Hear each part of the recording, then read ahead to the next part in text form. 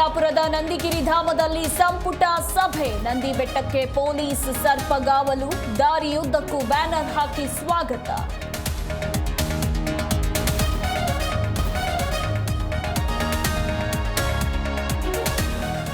ಭೂಗಳ್ಳರಿಗೆ ಸರ್ಕಾರಿ ಭೂಮಿ ನೀಡಿ ಆದೇಶ ಆರೋಪ. ಆಂತರಿಕ ತನಿಖೆಯಲ್ಲಿ ಕೆಎಎಸ್ ಅಧಿಕಾರಿ ಲಾಕ್. ಜೀ ಕನ್ನಡ ನ್ಯೂಸ್ ಬಿಚ್ಚಿಡ್ತಿದೆ 1000 ಕೋಟಿ ಲೂಟಿ ಕಥೆ.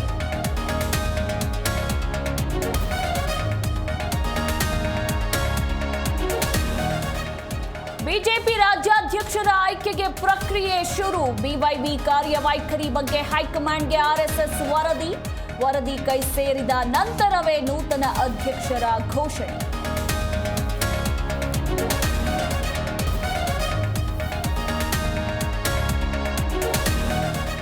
ಎದೆ ನೋವು ಅಂತ ಆಸ್ಪತ್ರೆಗೆ ನಡೆದು ಬಂದ ವ್ಯಕ್ತಿ ಬೆಡ್ ಮೇಲೆ ಮಲಗ್ತಾ ಇದ್ದಂತೆ ಹಾರ್ಟ್ ಅಟ್ಯಾಕ್. ಬೆಂಗಳೂರು ಗ್ರಾಮಾಂತರದ ಹೊಸಕೋಟೆಯಲ್ಲಿ ಘಟನೆ.